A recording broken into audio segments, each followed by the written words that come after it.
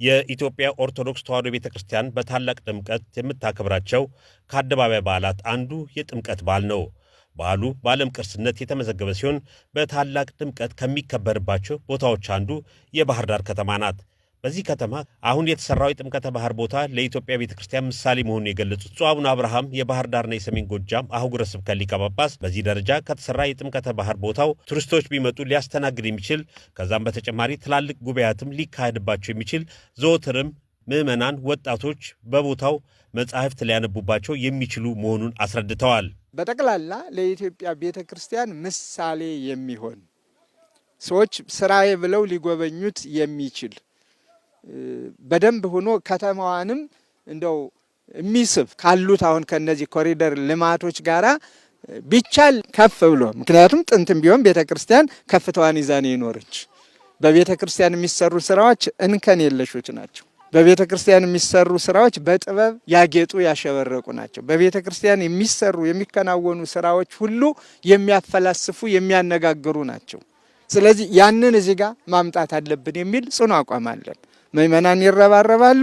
ስለዚህ ይሄንን በዚህ አይነት መልኩ እስከተሰራ ድረስ ደግሞ የዓለም አቀፍ ቱሪስቶች ቢመጡ ኢትዮጵያውያን በሙሉ ቢመጡ በዘወትርም ቀን በምንም ቀን ደስ ብሏቸው የሚሄዱበት ነው። ሌላው ጥምቀትን ብቻ ሳንጠብቅ ትልልቅ ጉባኤ ቢመጡ ቢከናወኑ፣ ለምሳሌ አሁን መስቀል አደባባይ ነው ትልቅ ጉባኤ ሲኖረን የምናደርገው። እንደ ባህር ዳር አንድ አጥቢያ ቤተክርስቲያን ላይ ሲሆን ይጠባል። መስቀል አደባባይ ላይ አሁን የቅርቡንም አይታችሁታል።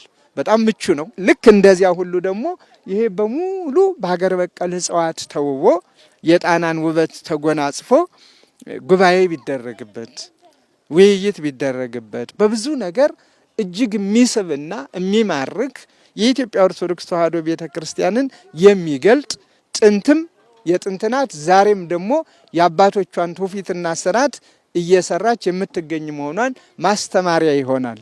በመጨረሻም ብፁዕነታቸው ለዚህ ስራ መቃናት አስተዋጽኦ ላደረጉ አካላት ሁሉ ምስጋናቸውን አቀርበዋል። በመጀመሪያ ምእመናንን ከልብ አመሰግናለሁ።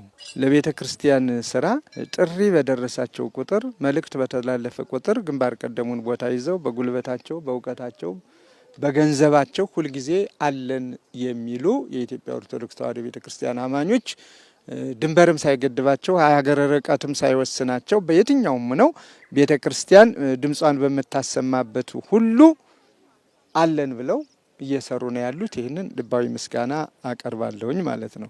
ይህንን ቦታ በመስጠት ደግሞ የክልሉ መንግስት የከተማችን ከተማ አስተዳደር ያደረገልን የቤተ ክርስቲያኒቷን መብታዊ ጥያቄ ተቀብሎ የሚያስፈልጋትን ነገር ሁሉ በማድረጉ እናመሰግናለን።